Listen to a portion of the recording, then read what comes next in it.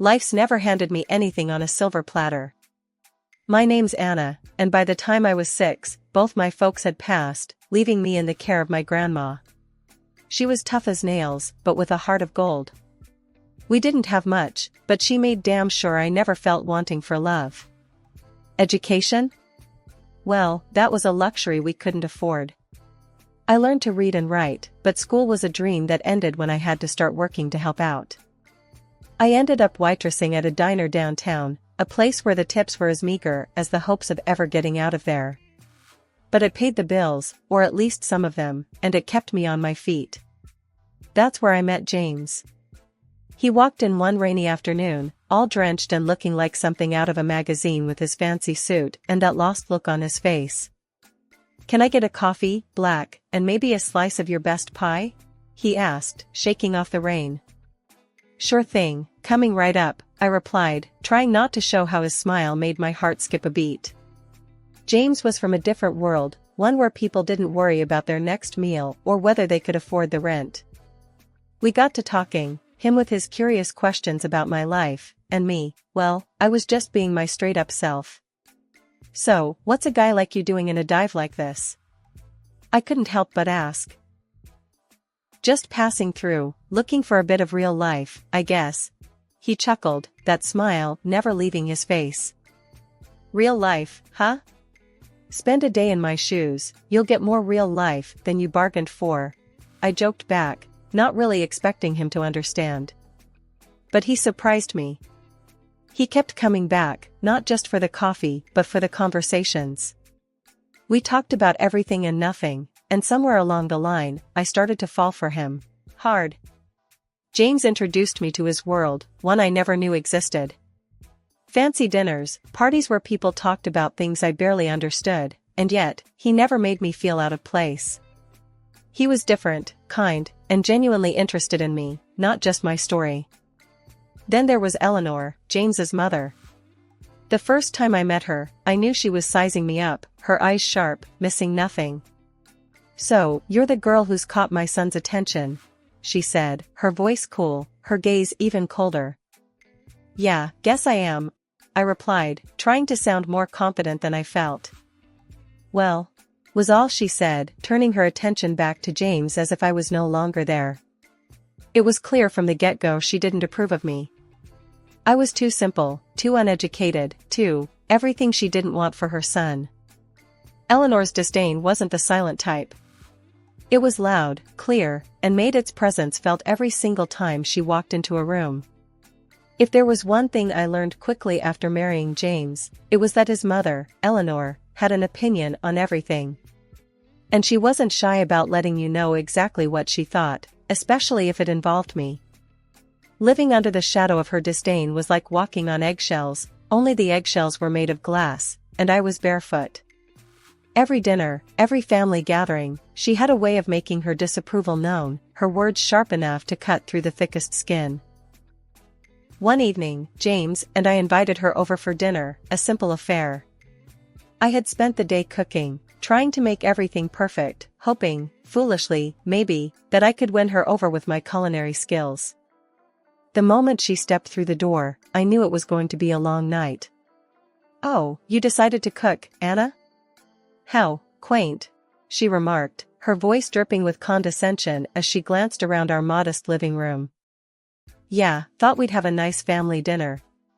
"Sit down, make yourself comfortable," I replied, forcing a smile, trying to keep the peace for James's sake. James, bless him, tried to smooth things over. "Mom, Anna's been working hard on this meal. Let's just enjoy the evening, okay?" Dinner was a battlefield. With every dish I served, Eleanor had a comment. "This is interesting, Anna. Not what I would have chosen, but I suppose it's edible."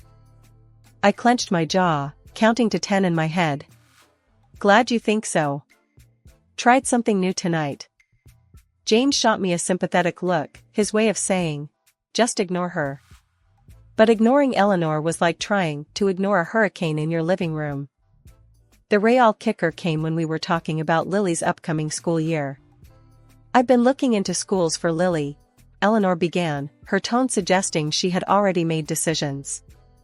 The local public school simply won't do. A girl of her potential needs the best education we can provide. I felt my hackles rise. James and I have been discussing schools.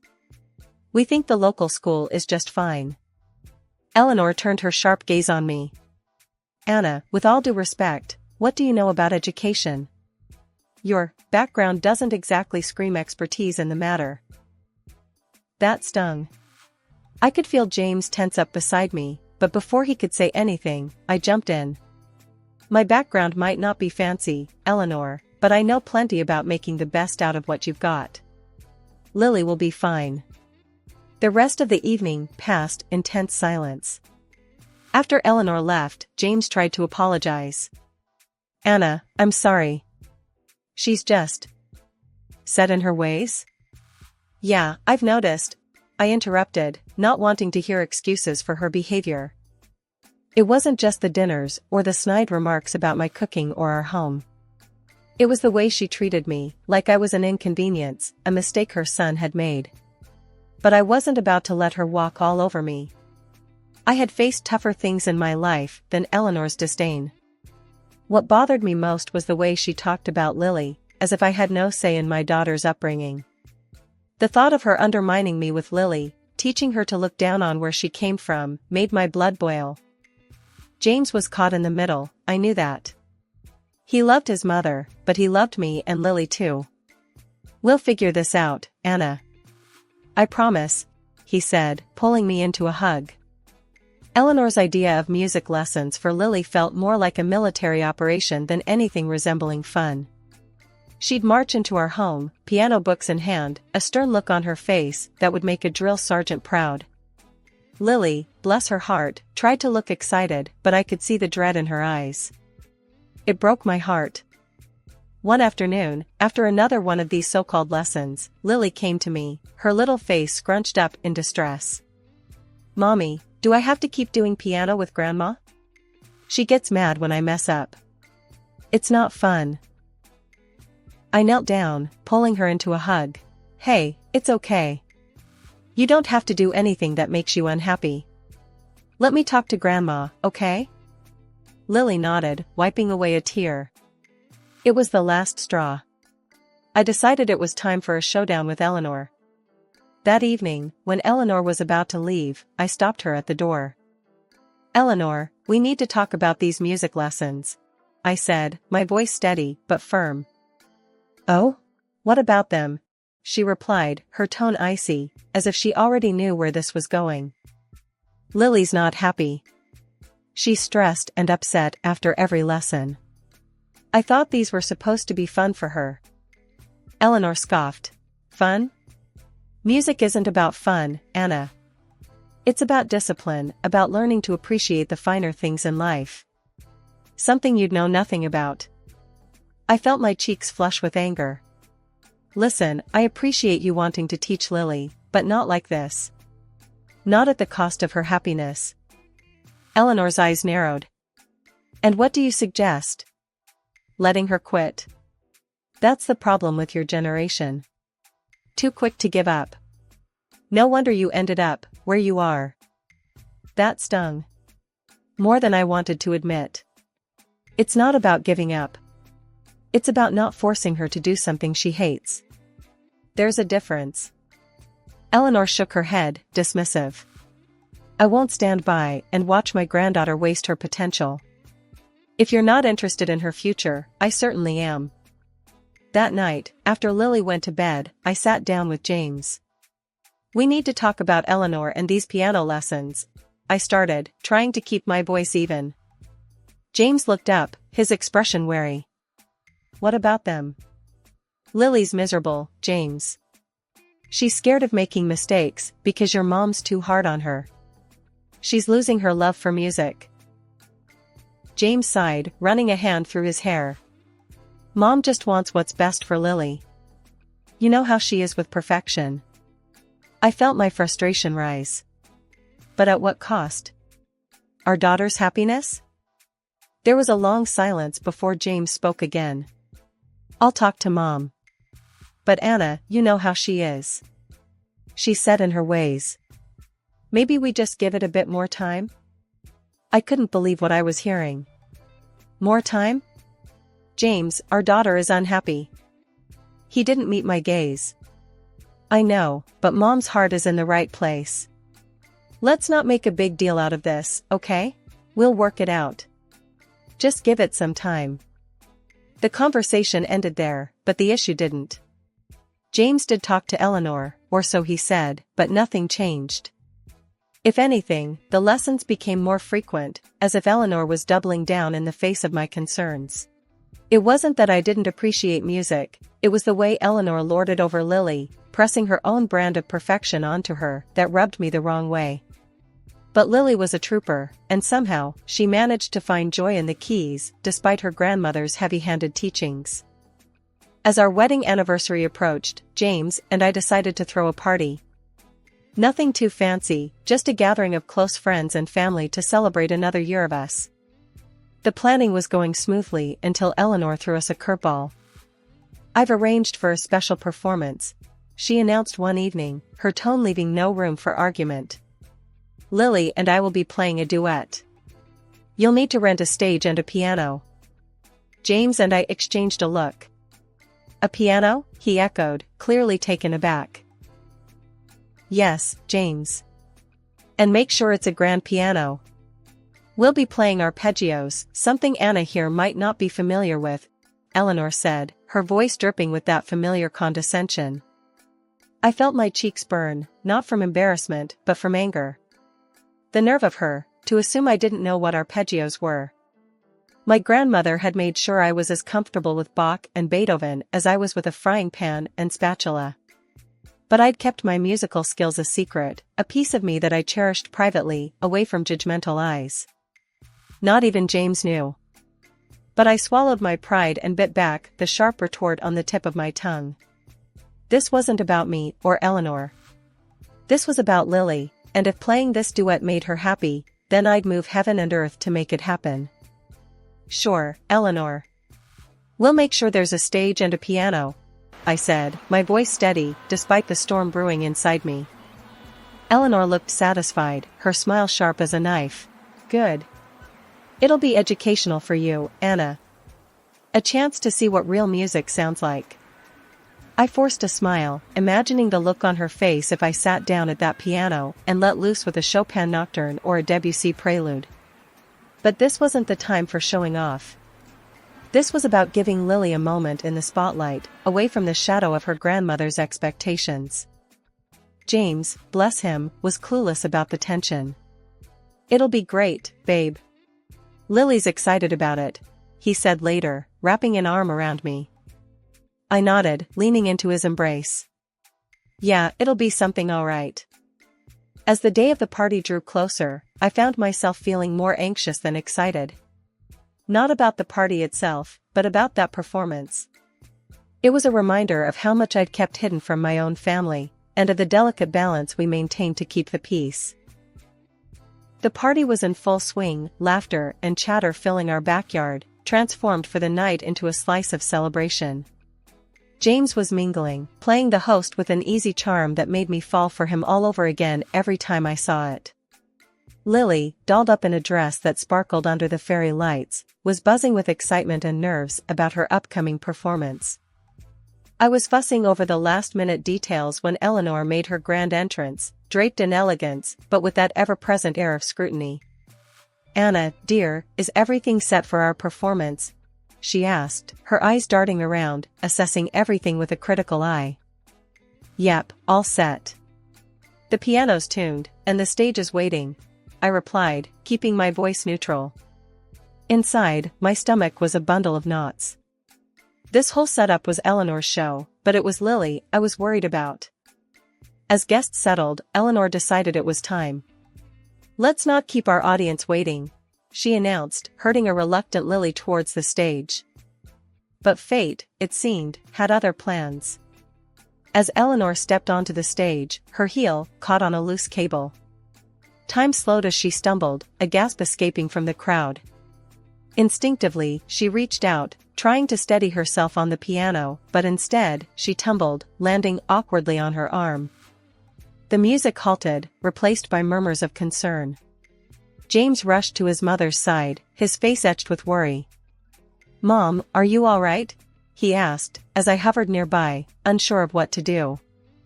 Eleanor, ever the prideful matriarch, brushed off the concern with a strained smile.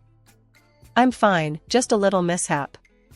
"The show must go on," she insisted, though her voice betrayed a hint of pain.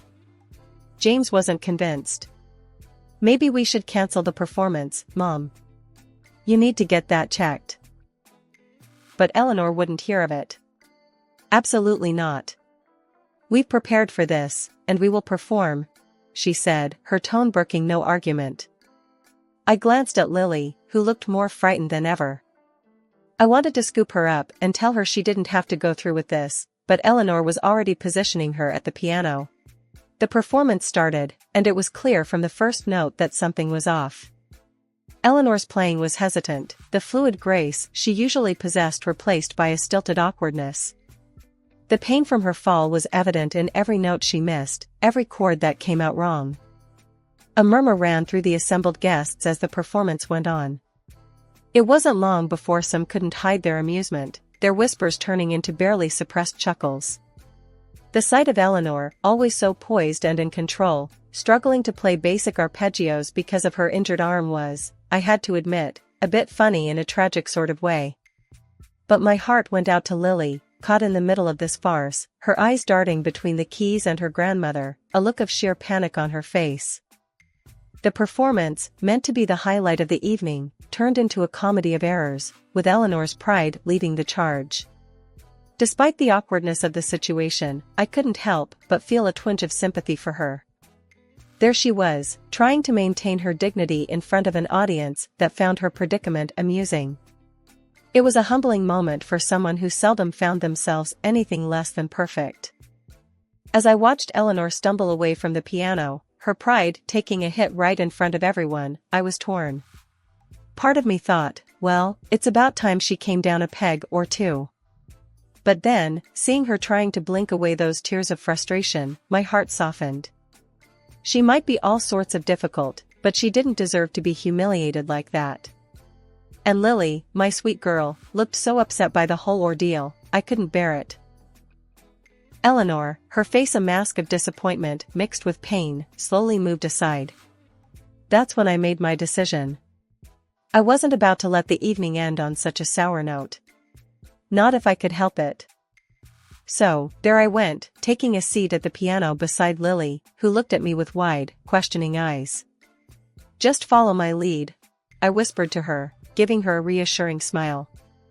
I could feel everyone's eyes on us, curious, maybe even a bit skeptical. We started to play, and it was like magic. The notes just flowed, perfect and clear. For a few minutes, there was no Eleanor, no awkward tension, just me, Lily, and the music. I could hear the surprise in the room, the shift in the atmosphere as we hit our stride. The applause that followed was thunderous, especially from James, who looked like he might burst with pride. But it was Eleanor's reaction that caught me off guard. She was standing there, tears streaming down her face, but this time they were different. There was something like respect, maybe even a hint of regret, in her eyes. I had no idea you could play," she said, her voice soft, almost lost in the buzz of the room. "A lot of things you don't know about me," I shot back, half teasing, half serious. It was a moment of triumph, sure, but it was also a bridge, a way to show her there was more to me than she'd ever given me credit for. Lily, ever the showman, took her little bow, her face lit up with a mix of relief and joy.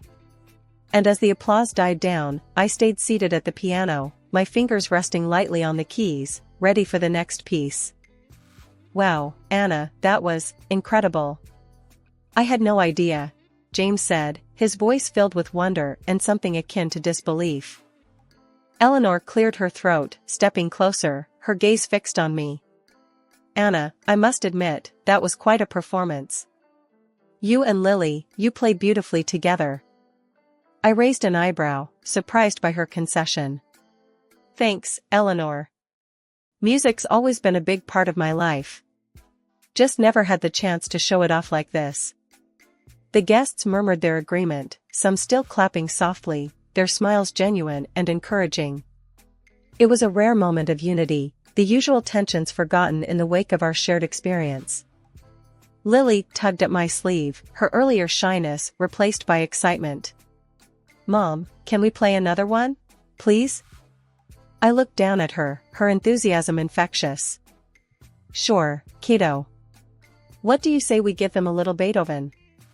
The mention of Beethoven caught Eleanor off guard, her interest piqued. "Beethoven, you say? I didn't realize you were familiar with his work." "There's a lot of things about me you're not familiar with," I shot back, not unkindly. I turned to the guests, who were watching our exchange with a mix of amusement and curiosity. "Everyone, we hope you enjoy this next piece. It's one of our favorites." As Lily and I launched into the first few bars of Für Elise, a piece so familiar yet always capable of evoking deep emotions, the room settled into a hushed reverence. The music flowed from us, a testament to hours of practice and a shared love for the piano that I hadn't realized was so strong in my daughter.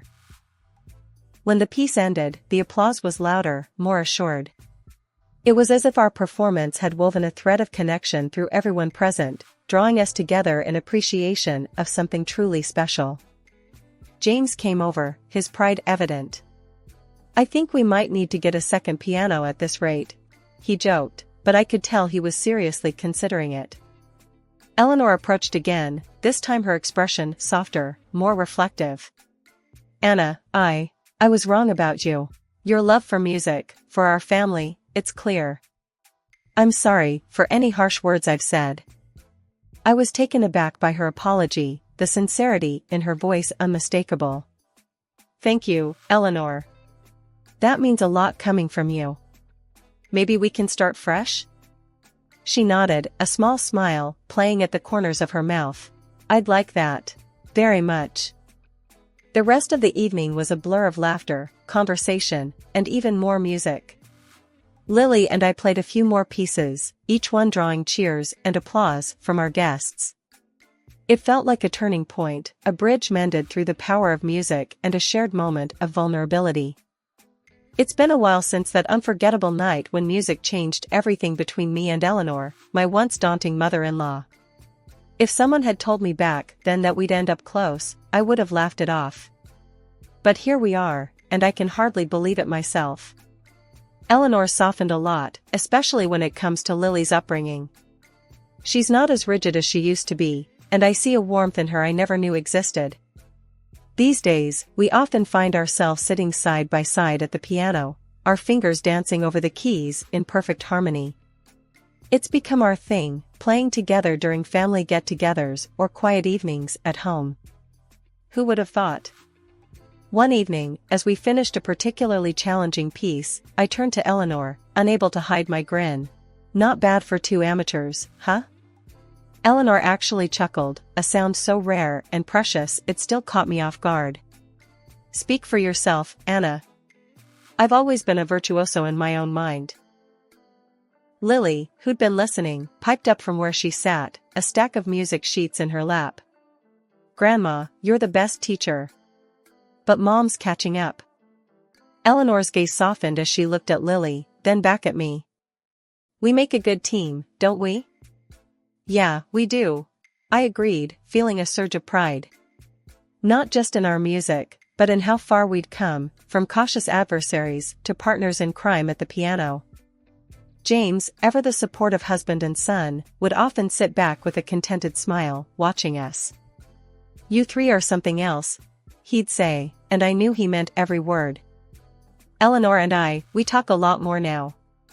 Not just about music, but about life, love, and everything in between. She's opened up about the challenges of raising her kids alone, and I've shared my fears and dreams for Lily. These conversations, once unimaginable, have become a cherished part of our relationship. "Anna," Eleanor said one night, after Lily had gone to bed, "I was too harsh on you before. You brought something special into this family." Hearing those words, I felt a weight lift off my shoulders. "Thank you, Eleanor. That means the world to me. We've come a long way, Eleanor and I." From tension and misunderstanding to respect and genuine affection. It's not always perfect, but the progress we've made is undeniable. And much of it, we owe to those evenings at the piano, where, through the universal language of music, we found a way to understand each other.